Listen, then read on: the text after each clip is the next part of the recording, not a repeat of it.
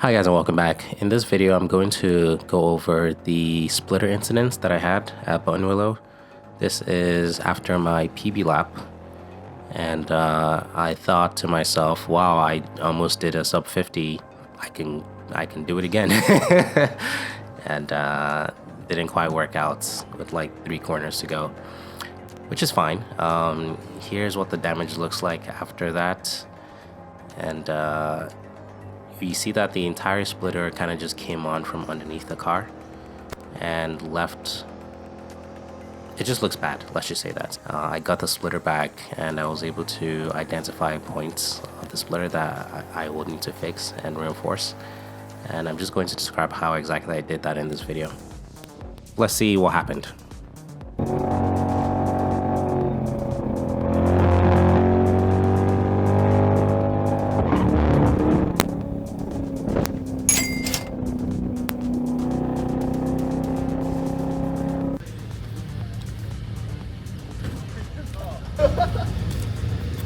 Oh shit.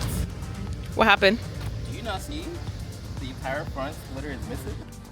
Do you want to tell the boys and girls what happened? Why don't you tell the boys and girls what happened? The splitter broke By itself. by itself. Literally went clean off. It's still like in one piece, but a bunch of it is not really intact. So we duct taped the bottom of the car. Got a couple laps in. Still did a 153, I heard, Yes, with the splitter off. with the splitter off. So, and now, We're trying to figure out how to get it back home. yes. And or if it's worth salvaging. During the Swamp Pass summer that we had, I used to pray for times like this. 53 degrees in the garage was a dream. Now I'm cold, so yikes.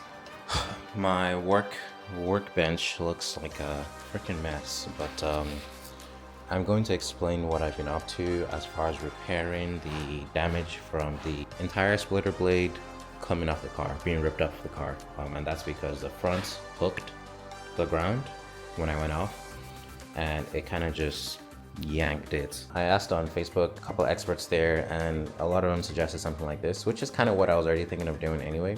So I was glad to see that, you know, everyone was on the same page. But what I did specifically was to create these forged carbon pucks. So I 3D printed and designed these molds so that I could essentially compress and make my own tiny little pucks. The alternative was doing an aluminum plate. The reason I actually decided not to is because one of the forged pieces had to resemble this piece over here, which, you know, came out of the original splitter. And so what I did was I was able to 3D print pretty much a replica of that and then create a puck slash design like this and then use this to create my mold.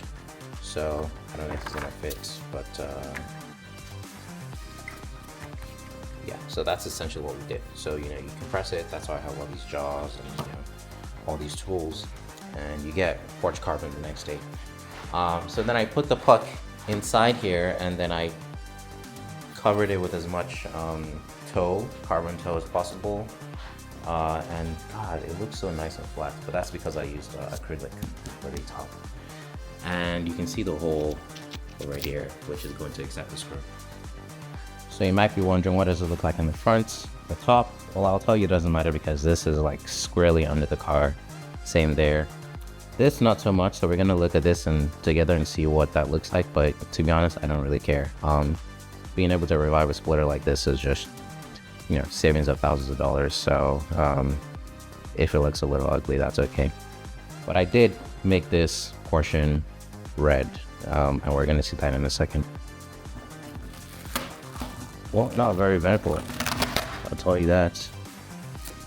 Not very eventful at all. You can see some of the red cardboard Kevlar that I used.